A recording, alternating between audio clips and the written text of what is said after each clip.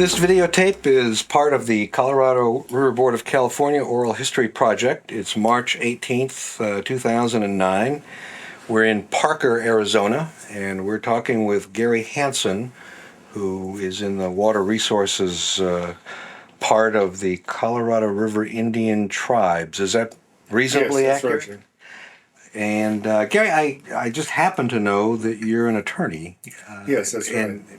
But you're in the water resources area rather than the not the attorney general, but the general counsel's office. Attorney General. Why don't you tell us a little bit about your background and how an attorney wound up in water resources and how you got in Sure. water and all that kind of stuff. Sure.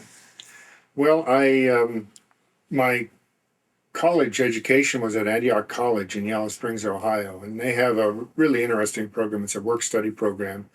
It's a 5-year-long program where for 3 of those 5 years you go to school, and for 2 of those 5 years you study. And for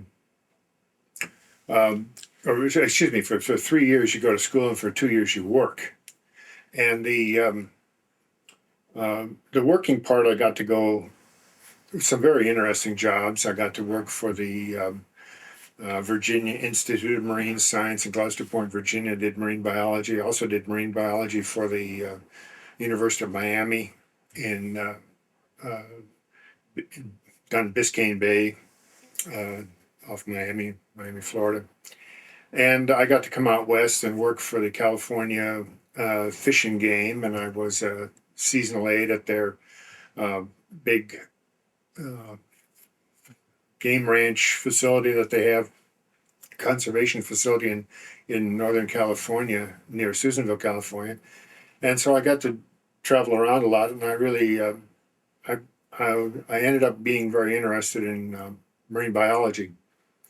So to follow up on that, I decided after I graduated from Antioch that I would come to Arizona, University of Arizona, because they had a very interesting marine biology program that included the northern Gulf of California, and that was a very unique program. And I was interested in the desert and sort of a combination of marine biology and desert. So just for sake of clarity, we're talking about in Mexico, right? In Baja, yes, California. yes, Baja California, Okay. northern Gulf of California. Right, thanks. And so I came to University of Arizona on a master's program for Masters of Marine Biology. And I completed that program and got my master's, and then I went to find a job, and that proved to be very difficult. This was in the middle 70s, and at that time there was basically a recession going on, and there were no jobs to be had. I came out to California and tried to get a job, couldn't do it. So I decided at that time that there was also an opportunity. The University of Arizona's Water Resources department was just getting started and was getting a lot of funding. So I decided to go back to school and get a master's in Water Resources Administration in their hydrology department. There were a lot of jobs in hydrology and water resources management coming up, and it seemed like a very interesting thing to do. So that's what I did. I went back to school in hydrology and water resources at the University of Arizona, and I got a master's in water resource administration through them. And I worked. I got a job right off working for the Pima Association of Governments, which is the local Association of Governments in Tucson area, and I was working in water quality management, controlling building wastewater treatment, designing for wastewater treatment plant, and also designing for water quality control, especially in the desert. That meant water quality control for the recharge of groundwater. So the groundwater recharge areas were being protected.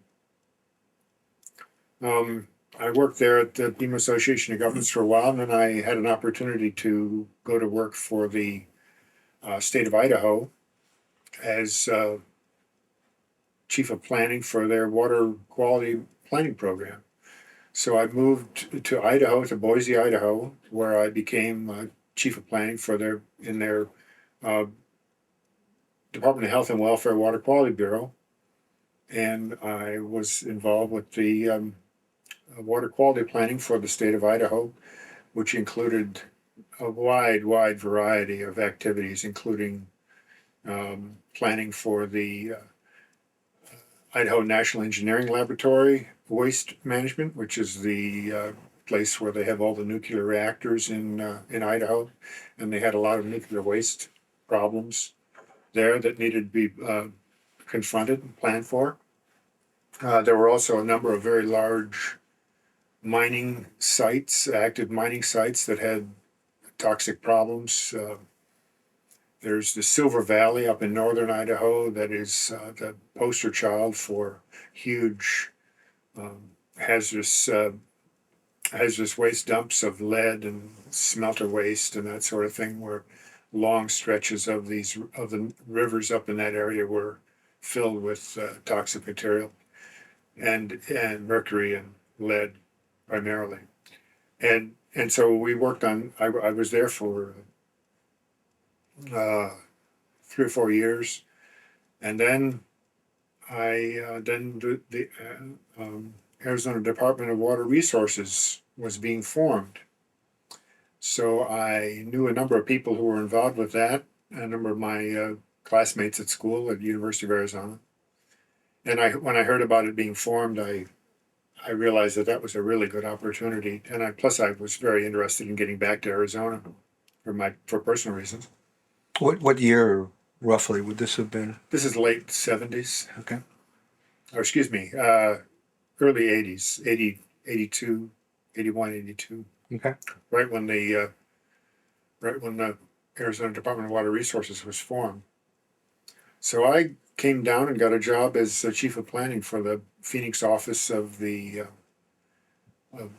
Arizona Department of Water Resources. And I had that position then with DWR, with Arizona DWR, for up until I decided to leave there and go to law school. And in 1989, I decided, or a little earlier, 87, I guess it was, I decided that I wanted to go back to school and get sort of a finishing touch on my education. And I figured that I had three choices I could do. I could get a PhD and teach school, or I could get a MBA and go into business, or I could get a law degree. And I decided to get a law degree. And so I went back to school at the University of Arizona and got a Juris Doctorate degree and became a lawyer and graduated in 1990. And at that time, I had several opportunities to work for law firms. There weren't. I'd looked for a couple of look for jobs with different places. I really wanted to see what it was like working for a law firm. See how that would be. So you had actually resigned then from ADWR. Yes, I resigned. To go to law school. Yes, I resigned from ADWR to go to law school.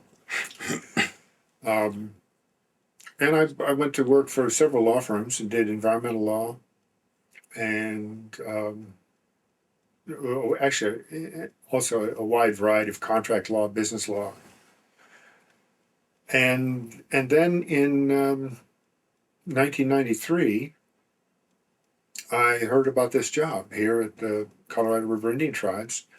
A good friend of mine was working for the Tohono O'odham Indian tribe, and he had heard through the grapevine that the Colorado River Indian Tribes was interested in forming a water resources department.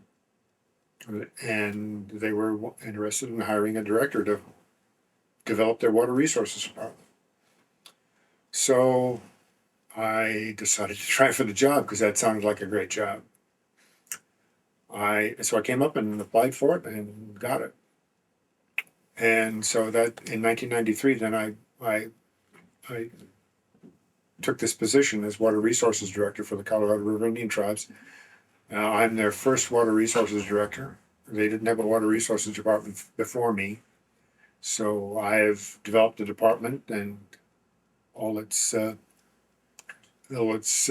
tentacles from there. Okay, I think that's where we want to start in terms of water rights and water use on this part of the Colorado River. But before I go there, I'm curious if you even know if Arizona DWR was formed in the early 80s, what the heck did they do before to coordinate? What did Arizona do before that time to coordinate their water use? Well, the State Land Department managed water resources, and they had people within the State Land Department that did that job. Oh, okay. So what happened in the early 80s was they passed the Arizona Groundwater Management Act. And Secretary Bruce Babbitt was the instigator in doing that, helping. He was governor at that time and helped push through the Arizona Groundwater Management Act. And with that was the need to get very serious about their water management, their groundwater management, form a department to take over all those duties for delineating all the groundwater basins in the state, delineating the extent of their resources, and developing rules to manage the use of groundwater. So the Central Arizona project then, which was completed around the turn of the century, that was actually started before there was an ADWR. Yes. Did you happen to do any work on that, or is that? No, I haven't. Yeah, okay. All right. Let's move ahead then. Oh, one more question. You mentioned some contamination problems in a watershed in Idaho. Yes. Does that drain to the Columbia, to the Snake? I mean, The Snake. Drains to the Drains Snake. the Snake River. It's the hydrology of Idaho, Idaho is sort of shaped like a boot with a toe pointed to the west. The Idaho National Engineering Laboratory is kind of where the arch of the foot would be, the arch of the boot. And it's the site where they practice melting down nuclear reactors. It's where they know what would happen. They purposely melted down nuclear reactors there. And the waste products from those meltdowns have in the past been injected through injection wells down on the ground. And there's a huge Snake Plain aquifer there that comes from the mountains in that area and drains down then across this plain down toward the Snake River, which cuts across the bottom half of the boot of Idaho. And the amount of I think it's something like 3 or 4 of the largest natural springs in the world are there that come right out of the aquifer. Jump back a little bit. The aquifer is a basalt aquifer, and the Snake Plain is actually a huge, big basalt field from lava action. Prehistoric lava action in that area, and the lava forms these long tubes that are basically open conduit tubes that go through this aquifer system, so that they're totally unimpeded by any kind of soil or soil matrix or anything. And these massive amounts of water move through these tubes, and then come spouting out where the Snake River has cut across this basalt flow, and these springs come spouting out into off these cliffs, basically into the Snake River. There's so much water flowing out that they can put power plants on these, just like you'd put it on a surface stream, and tap the power as it comes gushing out of these huge springs. And they also use the spring water there for trout hatcheries. They have a whole big industry built up with the trout raising operations there along the Snake River, and they take advantage of all that beautiful water that they get out of the Snake Plain aquifer. So the water quality is okay? I mean, Water quality is okay, but now But the old joke is, well, if we don't fix it, your potatoes are going to be glowing in the dark. I mean, it'd make them easy to find, though. Well, You go out in the field, you'd know right where they were. you can pick So, them at night. pick them up like fireflies at night. There's one. Oh, very, very good. Okay, well, that's way outside the scope of the Colorado River Board of It's California. an interesting side, though. Also, another interesting side is the mining operations in Idaho were really they have really had some. They have some very concentrated deposits of minerals in Idaho, and they also have some very bad pollution problems as a result. In particular, in Cobalt, Idaho, they have one of the largest natural deposits of cobalt outside of Russia, and this cobalt mine there was particularly developed right after World War II. Actually, during World War II, it was developed, and as a procedure to expedite the exploration, they just went in there and they just chopped a big hole in the top of the mountain, all under sort of wartime emergency. Chopped a big hole and got down to the cobalt, but they also had to tunnel in to get to the cobalt. But what that did is it made a big open pit mine basically up in these mountains that get 20 or get a huge amount of snow over the course of a season. This open pit would fill with snow, and it would be 20 to 50 feet deep snow in this open pit mine up in the top of this cobalt mine. Then what would happen is the snow would melt during the spring runoff. The water would leach down and carry this cobalt out from there. And it was so concentrated that the stream draining that area was robin's egg blue because cobalt. Oh, actually, it's a combination of copper and cobalt, but the rocks in the stream were robin's egg blue, just the most beautiful robin's egg blue you ever saw, and that was quite a. I mean, it was so concentrated you could just pick the rocks up off the stream and sell them. Wow. Well, given that background, and we will get to the Colorado River Indian Tribe here in just a second. I mean, this is somewhat related.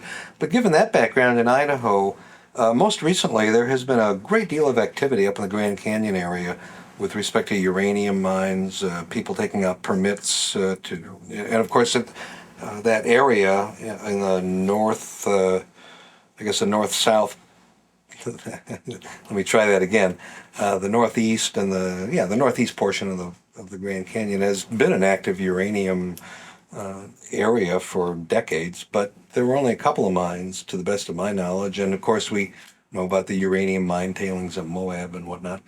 But with the issuance of all these permits, and I think hopefully you know more about it than I do, even the federal government has gotten involved here in issuing permits for uranium mining up in that area, and that's Colorado River watershed.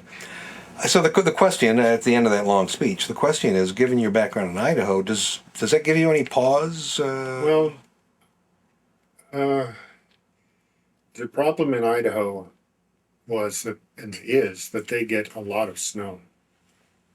It's a very productive watershed, produces a lot of runoff. I don't think that's the case in the Grand Canyon area. The Grand Canyon is pretty much high desert. It does get snow, but nowhere near the runoff potential that they have in places like Idaho, where they have big rivers come out of those mountains. Now, that isn't to say that there's no risk in doing it, because I think that we've seen that in places like Moab and along the Colorado River where these tailing sites are. You have a long-term potential for a serious problem. And it just makes sense that they move, that if they're going to mine tailings, they just protect the sites to move the tailings material to a safe site, But, I'm hoping that modern environmental regulations will protect the area. I know that, these historic sites, they find that, well, the trash from 50 years ago is today's treasure because there's really so much material left behind. And as technology increases for removing this material, for processing the uranium. But yeah, sure, it does. I mean, you look at we just to deal with a pollution question that we're dealing with right now, and and which is important, but it's not anywhere near the extent of a uranium site. We have this uh, site with the chromium, hexavalent chromium at the gas pumping plant in Needles, where we have a site where the PG&E natural gas pumping plant discharged its cooling water into a arroyo next to the site and did that over many years. And the hexavalent chromium that was in the cooling water that they used to help protect their cooling towers is now in the groundwater. And that site is being careful. I mean, there's a lot of activity up there now to protect that, protect the Colorado River from getting hexavalent chromium in it because it's such a well known, because of movies and things like that, like Aaron Brockovich, where they a recent feature film where they had a hexavalent chromium problem. But that site is the order of magnitude of difference in these different sites is just tremendous, and in particular the site that is uh, up in Needles. I mean, it really it bears watching because a small site like that. I mean, it's caused a huge amount of cost for PG&E and all the regulatory agencies involved, and really the amount of material there is quite small, but still it has a potential of contaminating the water that comes down the river to us and also that gets pumped to Met. So everybody's real interested in, no one wants the fear factor of that contaminant. And it's the same thing with the uranium, I'm sure. I mean, especially, something like uranium getting in the water supply would be terrible. Yeah. Okay, well, let's go to 1993, and you're hired to be I guess the title is Water Resources Director. Yes, that's right. Can we use the word CRIT? I mean, is that a... Sure, CRIT. We're not going to insult anyone by using that acronym. CRIT is shorthand for Colorado River Indian Tribes, CRIT. So you're hired by the CRIT in 1973, and they don't have a department. You're going to... In 1993. 93, pardon me. 1993, and you're going to come in. So the first question is, why did they think they needed a water resources department? I mean, what issues were they facing where they thought they needed someone with your skill set to help them out? Well, what had happened was that in 1990 and 91, they had a catastrophic failure of their irrigation system to be able to deliver enough water to irrigate the crops on the reservation. And that catastrophic failure was basically due to the long-term lack of rehabilitation and maintenance in the system that caused them not to be able to deliver enough water. They had good growing season, and they had a lot of growers out there demanding water, and they could not supply them. So that was the catalyst for a major funding of studies to find out how they can fix the problems in the Colorado River Indian Tribes Reservation. Congress set aside several, I think almost $3 million to do a study of the reservation's irrigation system and to inventory all the structures in the irrigation system and to provide recommendations about what was needed to fix it so that it could be rehabilitated back to a working irrigation system. Now, as part of that study that was completed in 1992, there was a recommendation to form a Department of Water Resources that would basically be involved in the management of the rehabilitation of the irrigation system, but also be involved in the management of the water resources for the tribe, sort of a package deal. That's what precipitated the hiring. When you say tribe, we're really talking about multiple tribes, are we not? Yes, that's right. And what tribes are those? Well, the Colorado River Indian Tribes is one reservation but there are 4 tribes here on the reservation.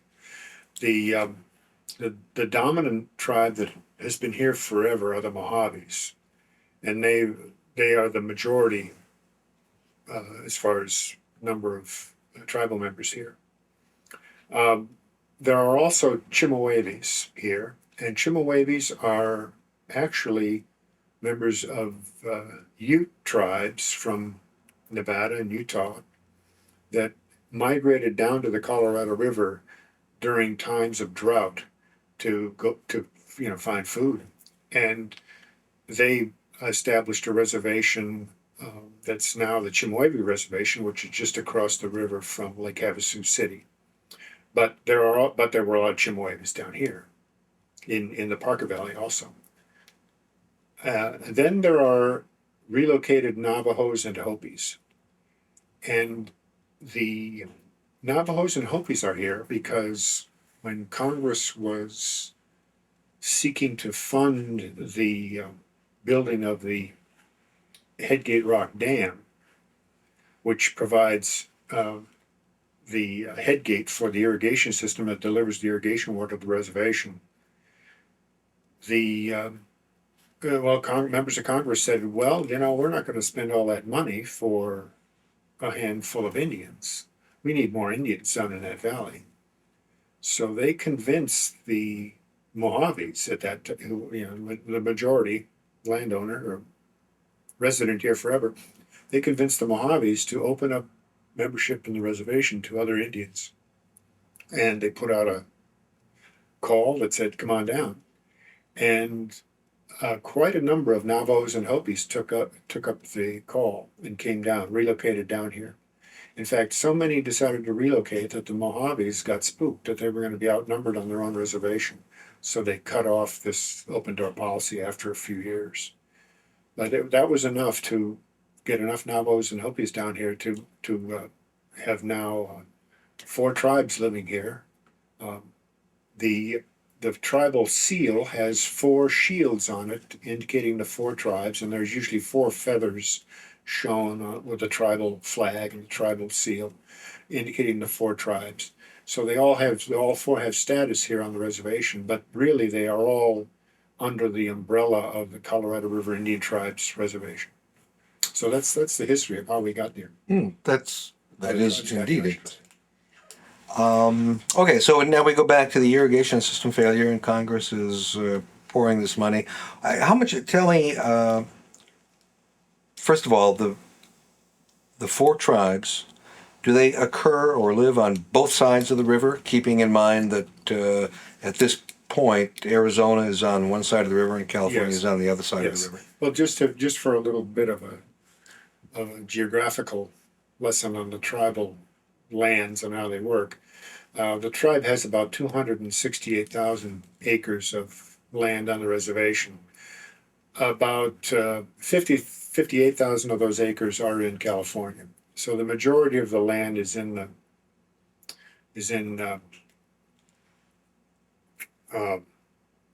Arizona, and in fact, almost all of the irrigated agriculture land is in Arizona. All the irrigated agriculture land that is fed by the Headgate Rock Dam and the irrigation system that was built way back when is on the Arizona side.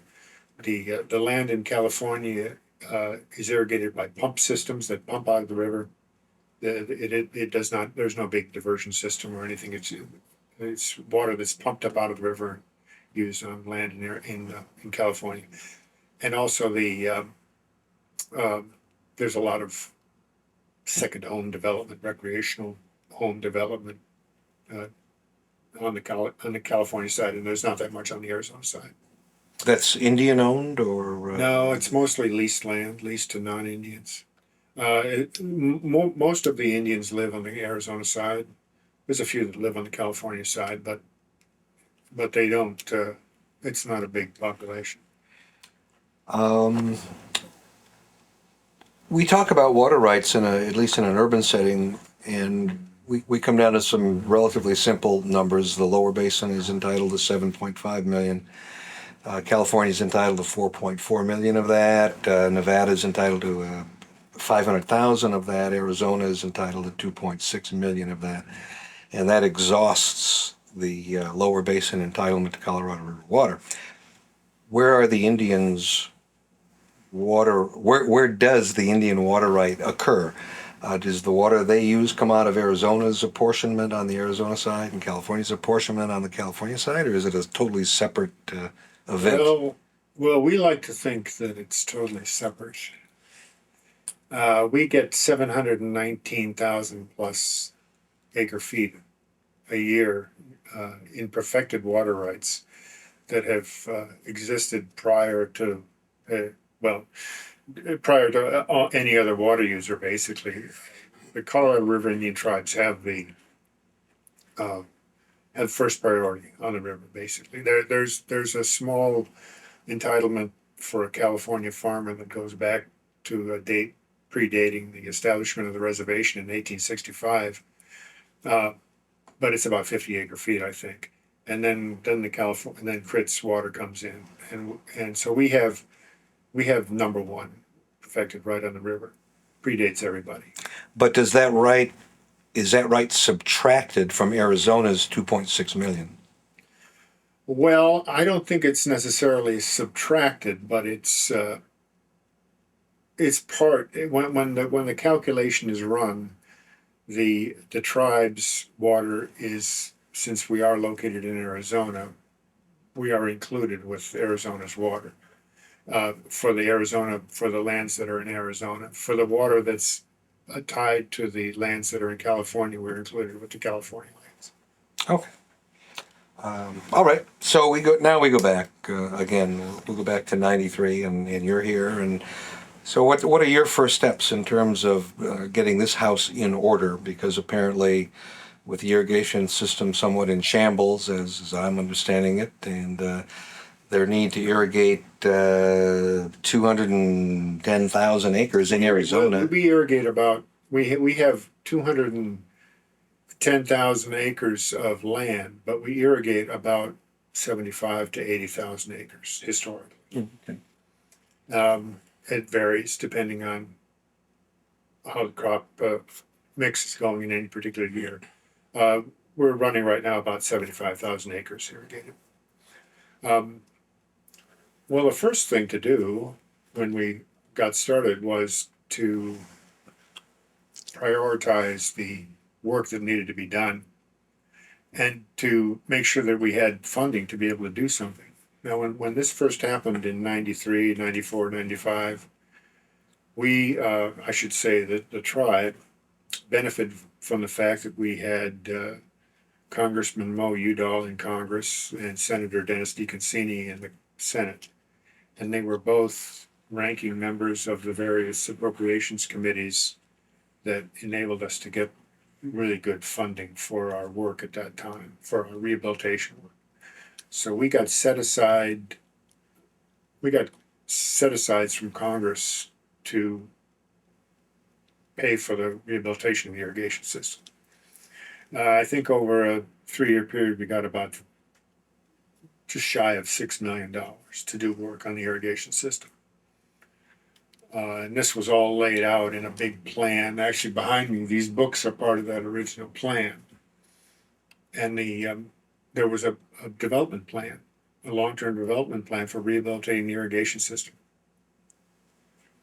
So we got the first few down payments on that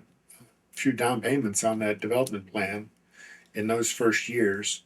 And we went out and based on the surveys that had been done through this study and our own set of priorities by talking to the farmers and finding out where the problems were, we set about starting to repair the distribution system and the irrigation system, to repair gates, to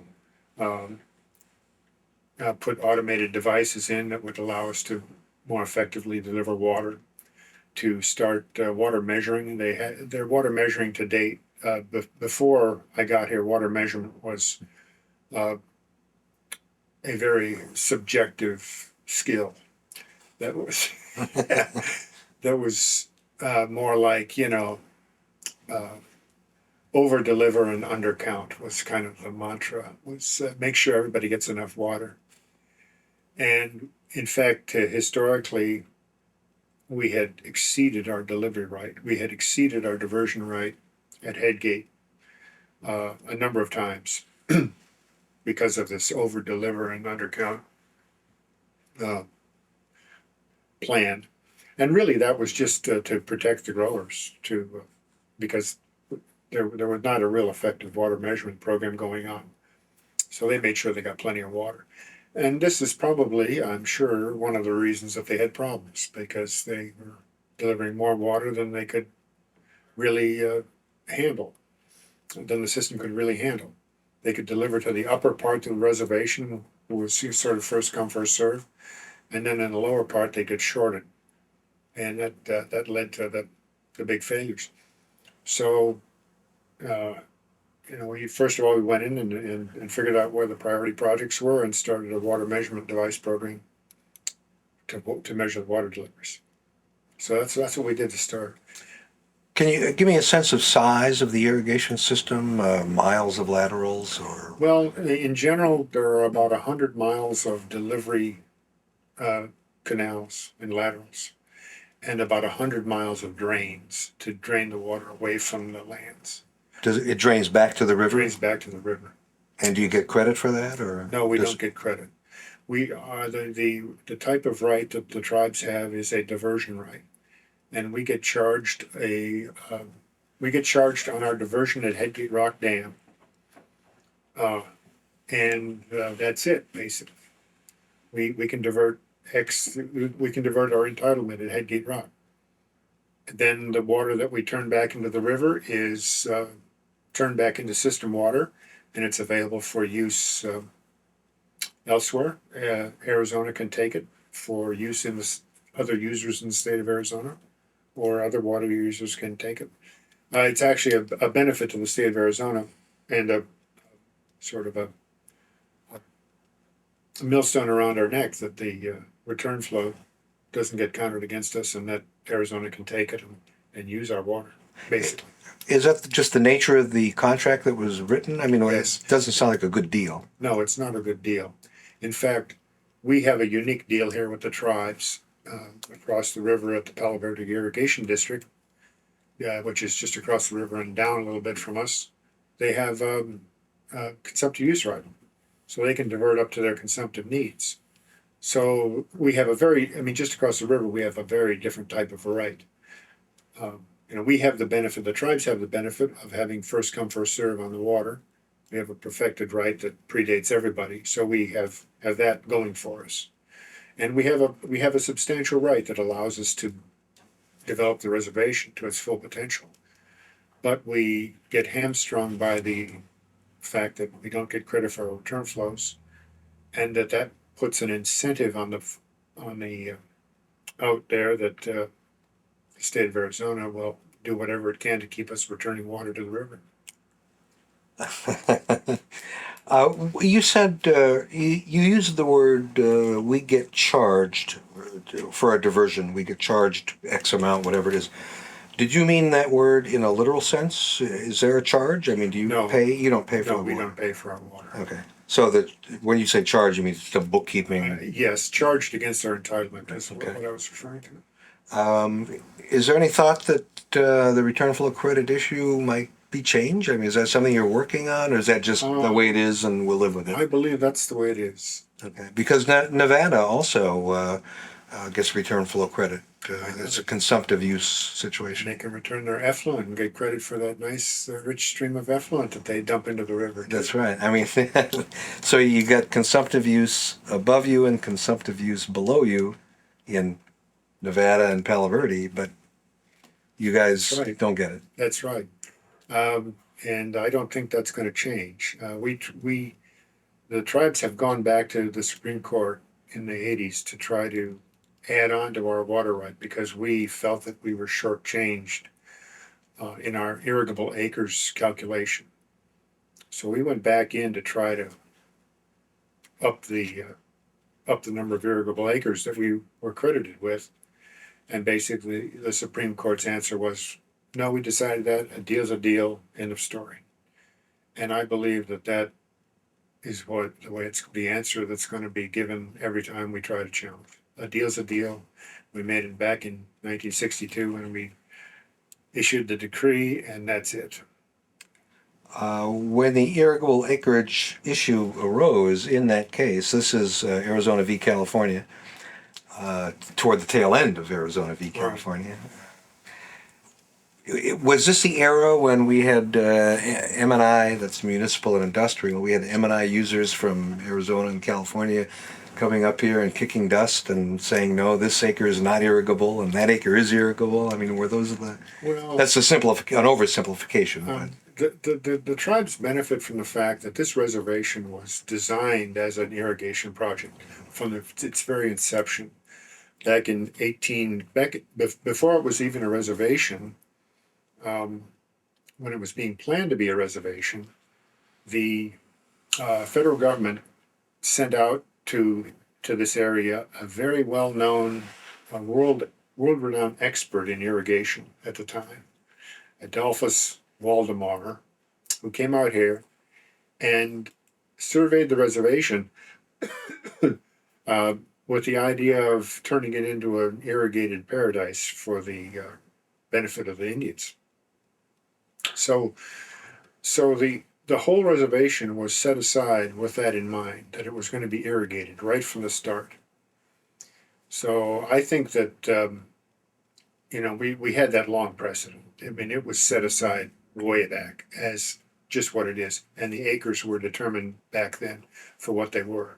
Now, the areas that we had contested in the 80s were areas that you'd have to lift the water up. You'd have to have lift pumps up it, but they were perfectly irrigable. They were perfectly flat, nice land, good potential for growing crop, which we thought was a valid argument that this was irrigable land, that we could put into crop.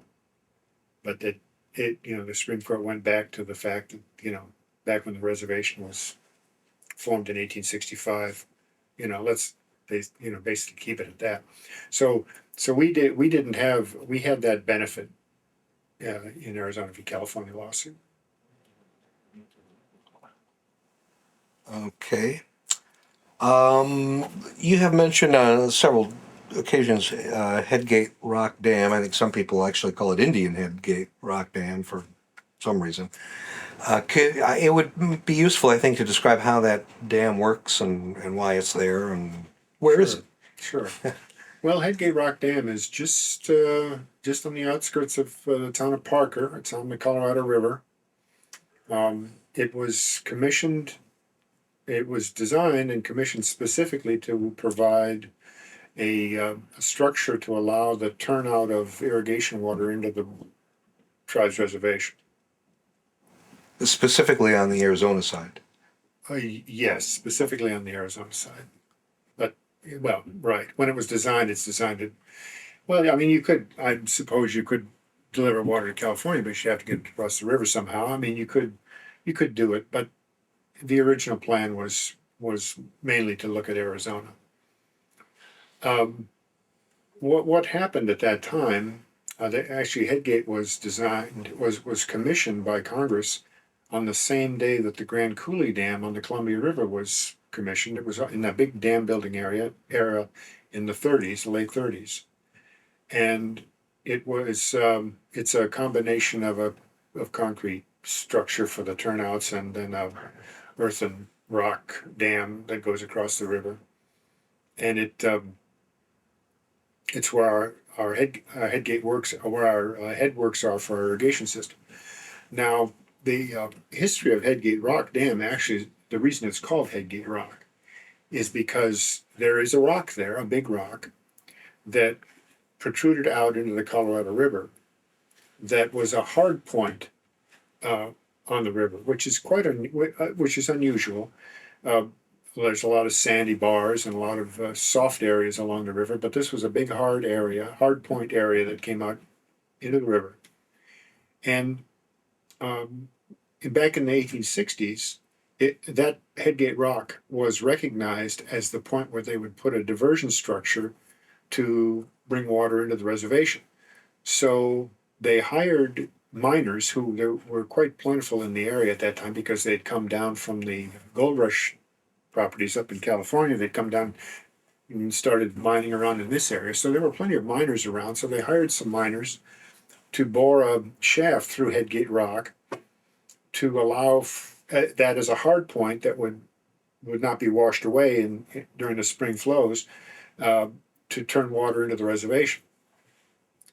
They um, they built that added through Headgate Rock, but then after the rock, then there were unconsolidated material after that.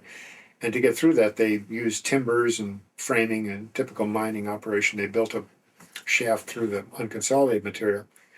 And then I believe it was in 1872, they had a big ceremony where they were going to, for the benefit of the Indians, they were going to turn the water in for the first time and allow the water to go into the irrigation system.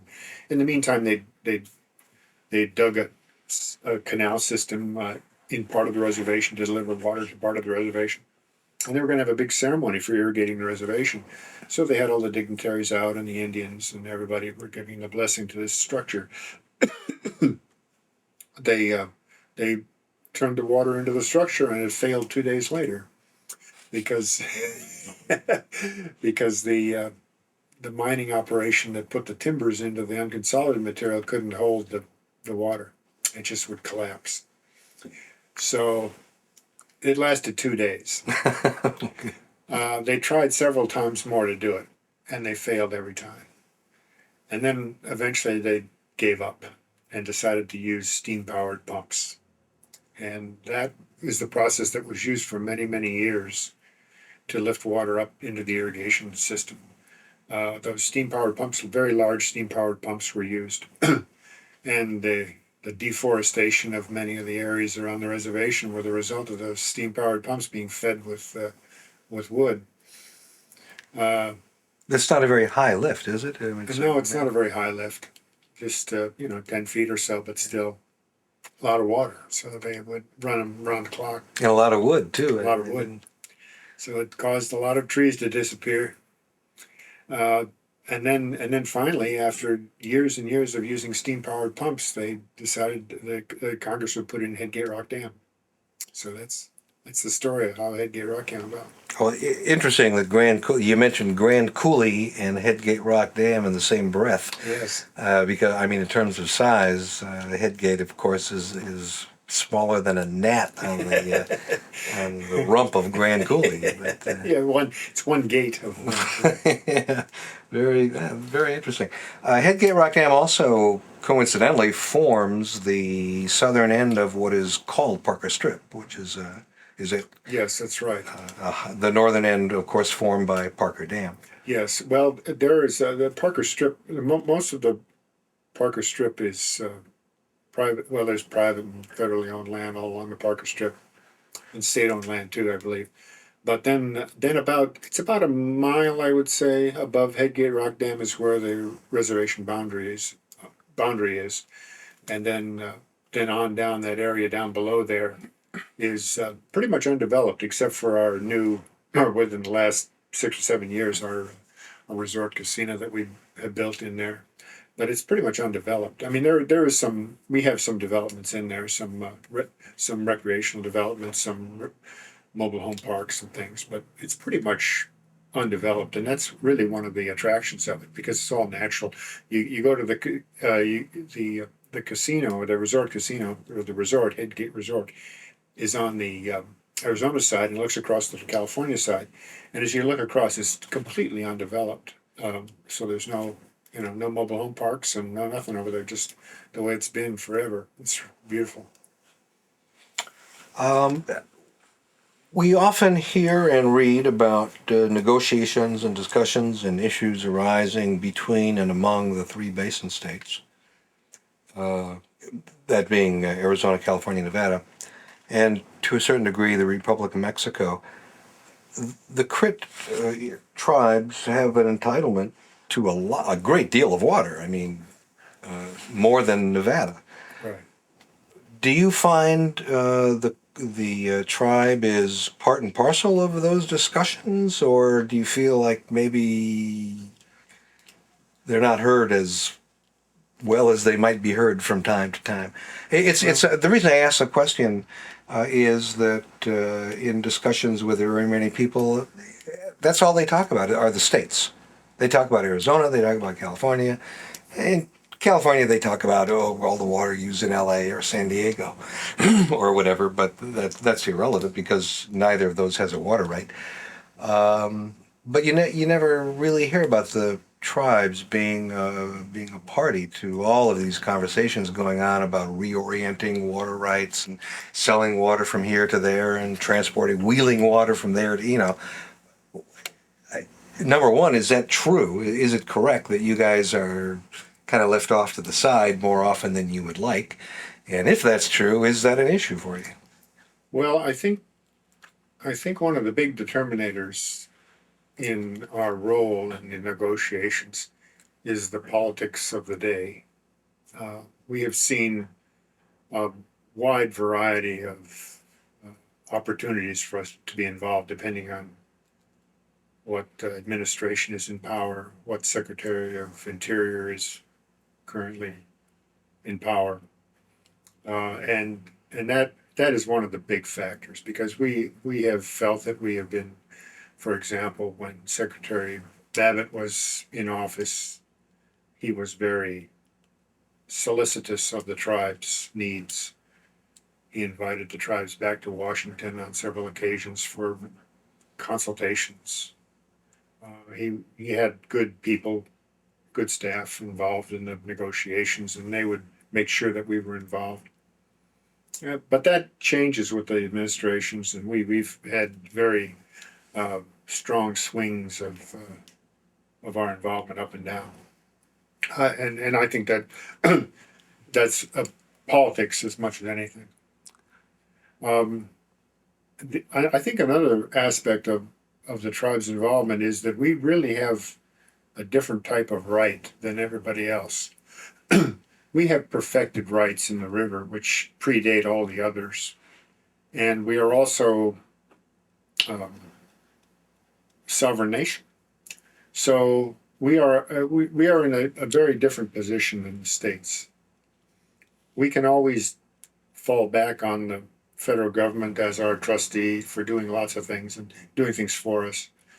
And and I think that uh, the tribes have been sort of dependent on that status. And if there are things that really need to be done, they can fall back on the federal government and say, "Look, we really need to get this done." Describe for me what sovereign nation means. We hear that. We hear Well, that term a sovereign lot. nation, as it relates to Indian tribes, um, I mean, the bottom line is that the United States Army back in the 1800s took by force the reservations in most of the cases, or negotiated after a show of force, negotiated for the ownership of the reservations, and then the Indians were given reservations to, in effect, pay for the fact that they gave up other lands, or they gave up certain freedoms, or they acquiesced to the will of the federal government. So, in payment, as part of the payment to the Indians for them giving up their lands, or giving up some of their lands in exchange for greatly reduced sites that they would have forever called reservations, uh, they were given sovereign nation status to go along with the fact that they were sovereign nations on the same footing of the as with the federal government. So they were given sovereign nation status to be able to manage their own affairs on the reservation, to be able to make decisions as to how the resources of the reservation would be used, and to basically run their own show. Um, they are considered sovereign nations on an equal footing with the federal government. But the bottom line is the federal government owns all the reservations and has has the final say on what goes on with the reservations. But the federal government also has a trust responsibility to protect the the Indians on the reservations. And this trust responsibility is the highest possible level of fiduciary duty on the part of the federal government to protect the tribe's interest. So even though the federal government owns the reservations, they are duty bound to protect the Indians who live on the reservation and give them the benefit of the doubt for all for all the tribe's decisions. So it's a sovereign nation up to a point. Yes, there's also a phrase called domestic dependent nation, which I believe was used in a Supreme Court opinion or two that I can't cite to you, but that is also an effective descriptor of what the tribes have. But sovereign nation status, the reality of it is that, for example, the states have no jurisdiction on the reservation. The state of Arizona has no jurisdiction to come onto the reservation to do anything. I mean, they can tax, but they have to show, basically the connection between the state of Arizona and the people they tax, direct connection. They can't tax tribal members. Tribal members tax themselves and can levy taxes on the reservation. So they're sitting sort of independently, but there's a lot of connections, a lot of threads of connection. The tribes try to keep their sovereignty as much as possible so that they have control of their resources and can benefit from the use of those resources. But it's an ongoing battle, actually, all the time. Let me stop you. I want to change tape and we can talk about where you see Crit going in the future. Okay, sure. And anything else we've forgotten. So hang on, we're going to change tape. Gary, we left the last tape talking about sovereignty, and I think we got that. But there's an interesting follow-up to that, having to do with marketing water. The Indian tribes here have, as we've discussed, an entitlement to a great deal of water. Cities have shown us, especially now because California and Arizona, Nevada are in the throes of a multi-year drought, and we don't know how long it's going to last. You mentioned Palo Verde Irrigation District, and we know, for example, the Metropolitan Water District is paying farmers in the Palo Verde Irrigation District to fallow land. And in effect, they're buying the water. The price is variable, but it's in the range of $300 an acre foot or so. Southern California, especially with its large population, is always and probably will always be looking for water. But it occurs to me that there is an admonition that prevents the tribe from selling water off the reservation. The interesting linkage to sovereignty is that if it's a sovereign nation, why can't they do whatever the heck they want to do with the water? So I may be a little off base there, but could you address that? Could the Indians market their water off the reservation, and if they could, would they be interested in doing so? Well, I believe they can market their water off reservation, but whether they are going to be allowed to by the powers that be is a whole other story. The federal law does not give the tribes the ability to market their water. We have the ability to market our water. As a sovereign nation, we have control of our resources. And that was, if you look at the evolutionary history of water law related to Indian reservations, it goes back to the Winters Doctrine in the early 1900s, which basically said that the reservations were given water at their inception as part of the whole package deal of being given a homeland that the tribes could live on in perpetuity and have enough resources there to support them for as long as they care to live there. And also the right to use their resources as they see fit for the development of the reservation and the benefit of the people on the reservation, of the Indians, the tribal members. So federal government doesn't give us the right to market our water. We have that right to start with. What is under control of the federal government and also the non-Indian water users is the ability to move our water around. And that is really, I believe, the main sticking point that we have.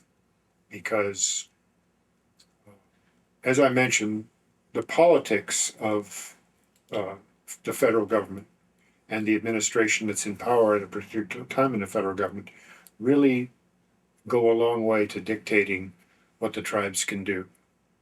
If the administration is desirous in helping the tribes, I believe we could easily market our water, move it around, do whatever we would choose to do with it. But I think that the realities of the political situation are that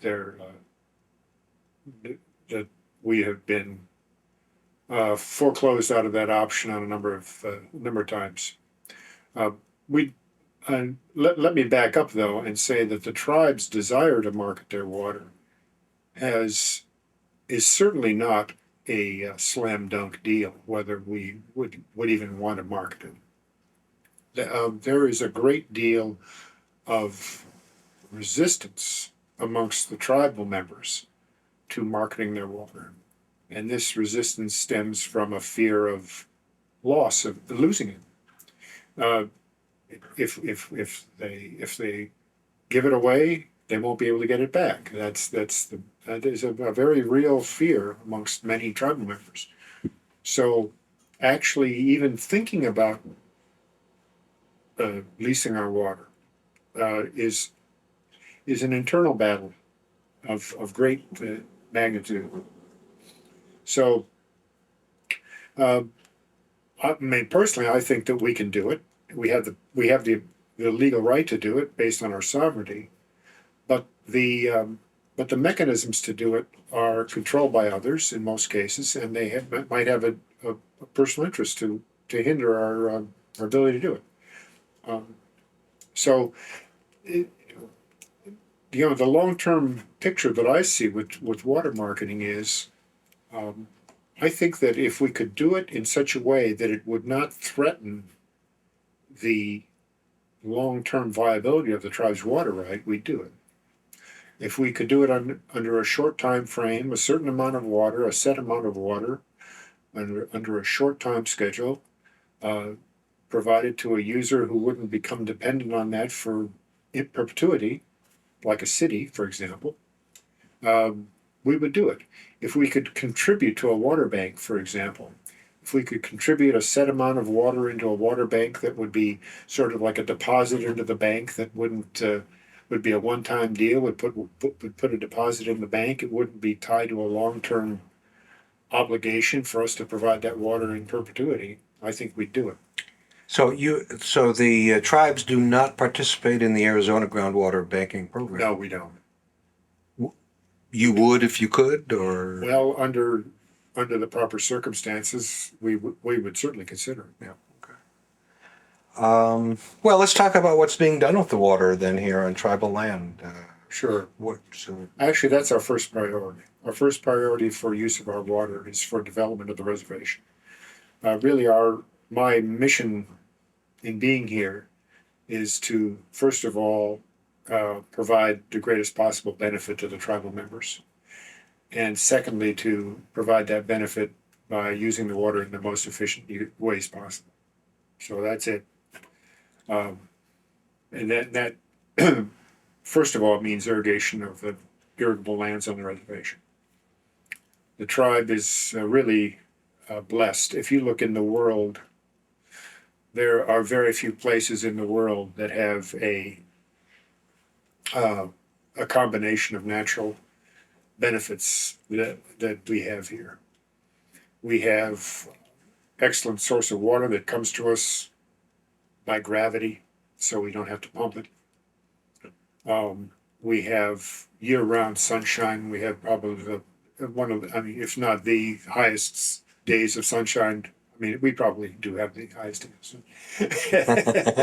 We certainly have, Parker certainly has the record for the highest temperature in Arizona. Actually, Lake Havasu City tries to claim that But I know for a fact that Parker does hold the record, and And the it's record is 128 degrees. So they claim 129, but I say, ha, prove it. That was a fluke. They had their thermometer in the parking lot. So anyhow, um, we have abundant resources here. Uh, so we can grow great crops. We do have a couple of drawbacks, though. Um, one of the drawbacks is the transportation of our crops. And this relates to the ability of the tribes to maintain the roads. We do have a drawback because many of the roads that go out to the tribal fields are dirt roads that are in less than optimal condition. So that really hinders our ability to transport crops.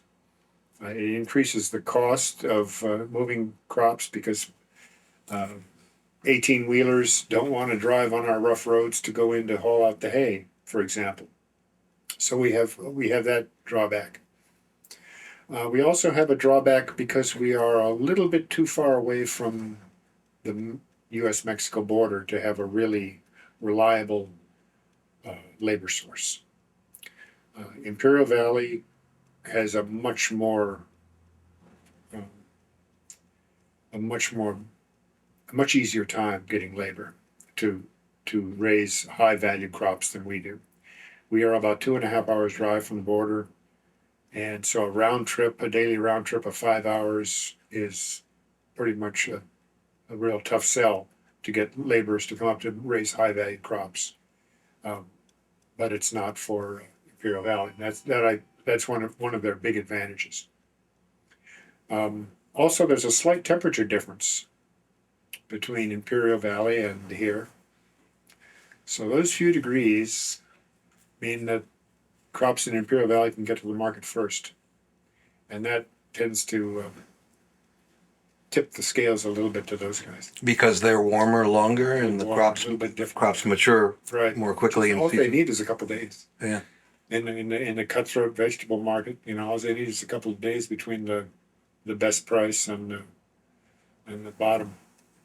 Well, what kind of crops are grown here on Indian land? Historically, we have grown alfalfa, cotton, and wheat. And for many years, cotton was king, and alfalfa was second, and then wheat was planted sort of in between. This mix has changed lately because of the changes in the markets. Cotton has become much less of a high value crop. There is a lot of competition coming from China and Brazil and other countries, which has decreased the value of cotton on the reservation. This last year, 2008, was the first year ever that we planted more wheat than cotton. Now that, of course, has a lot to do with the fact that a bushel of wheat was selling for 2 and 3 times what it normally sells for in 2008. And as a result, there were many farmers who jumped on that and got contracts to grow wheat, because you can grow wheat here in Parker almost year round. But they jumped on it and planted many acres of wheat to take advantage of that high value crop rate. The crop that's really coming on strong, in addition to wheat, and our majority crop, is alfalfa. And the reason that alfalfa is really coming on strong, I mean, for a starter, Parker has historically been a very high quality growing area for alfalfa. It produces a very high quality crop, and that use for alfalfa is mainly for dairy cattle feed.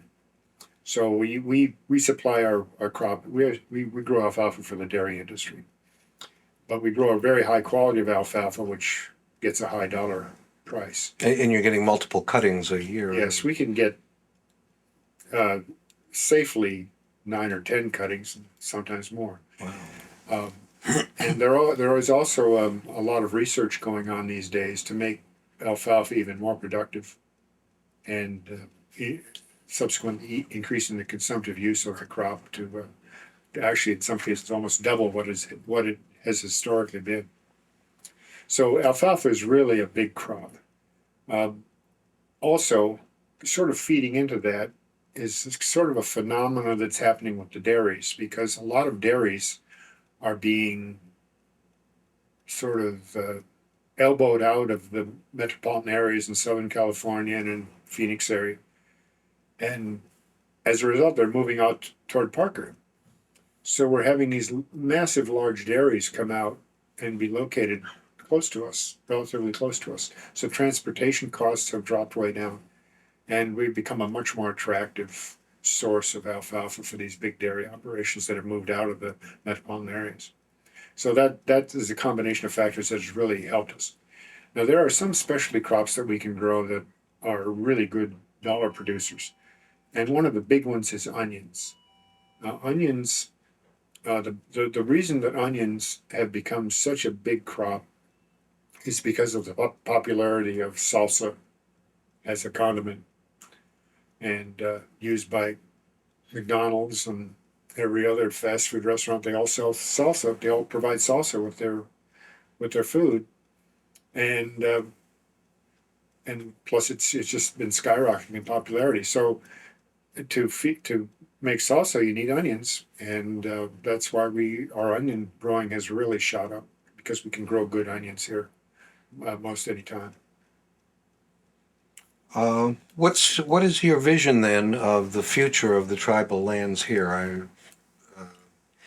That's a tough question, I guess. I mean, you've got a prescribed number of acres, you've got a prescribed amount of water, you have the difficulties involved in water marketing. Uh, you see the tribal lands just continuing as they are today, or Yes, I do. I think the tribe will continue on pretty much as they have been historically. I believe that we will have a sort of I think we will develop our lands along the river in areas where we can have residential areas and resort areas. Uh, Protect some of the areas as wildlife habitat, and that's another thing I wanted to mention. Um, we have been very instrumental in protecting the shoreline along the Colorado River for environmental, basically wildlife habitat purposes. The tribe set aside about 1,200 acres in the Ahakab Preserve, which is well, basically a nature preserve to turn back the clock to the way it was before development was taking place along the river. And that's what the Ahakab Preserve is doing. can you spell that for us for the It's two words, AHA, AHA, and KAV, KHAV. And that's a nature preserve on the reservation. Okay, thank you. Um, and they're doing a lot of work in removing of salt cedar, for example, planting of cottonwoods and willows, having areas dredged out, backwaters of the river dredged out to provide, beautiful habitat for fish and waterfowl. How much of the river are we talking about? 5 miles, 10 miles? Well, it's 1,200 acres, and it's a ribbon that goes along the riparian shoreline of the river. The total length of the preserve, I would hazard a guess of maybe 3 miles, Okay, and that's but just on the Arizona side. just on the Arizona side. But really, when you look down the whole of the river, the shoreline on the Arizona side of the Colorado River on the reservation is almost undeveloped at all. I mean, there are areas where there have been flood control structures built, and some levees, water control structures built by the Bureau of Reclamation to prevent erosion of the shoreline. But basically, it's a long ribbon of natural riparian habitat all the way down through the reservation.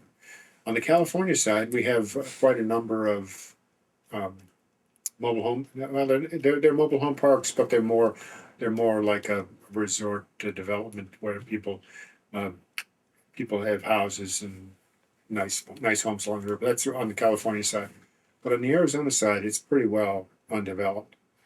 And the tribe has a very strong interest in protecting their natural habitat, and they'll go just bend over backwards to do a good job of it. So that is something that is a long term benefit. We've sort of jokingly thought we could put a second river down through the reservation. We could make a meandering backwater stream that went through the whole reservation, and I mean, we have enough land, we could do it. We could sort of have a double river system down through the reservation. Well, but that would be fantastic. That would be probably the number one tourist attraction in the area. You mean it would take water out of the river upstream and then just put it back downstream at the end of the ribbon, which Yeah. is basically what McCulloch did with his London Bridge. I mean, Yeah. he made it's a real short river, but Well, we could do that, but it would all be through natural habitat because there's a lot of existing meanders and there's a lot of just natural features that would allow that to happen. Yeah. We've thought about different things like that and different things like down in the southern end of the reservation where there are some large tracts of native mesquite that there hasn't been any development, to turn that into first class wildlife habitat and put water in the area that would draw the wildlife in there, make it a beautiful place. Yeah. So, I should have asked earlier, what's the population of the tribes here there are in the Crit on the area? reservation. On the reservation, there are about 3,000 tribal members, and there are about out of a total population about 10,000. In the area? And that doesn't include the Parker Strip area. And upriver was pretty dense population up that way, but that's just in the reservation area and Parker area. All right. Well, I think I'm kind of out of questions. We've covered a great deal of the waterfront, no pun intended. A great deal of the waterfront here. Anything I've forgotten? Anything that you'd like to mention with respect to? And not really. I think we've done a pretty good job of covering most everything that's going on. So Okay, excellent. appreciate the opportunity to do this. Well, we thank you for your time, and It's good for me as well as it is for people watching this. Great. Okay, thank you very much, Gary. Great.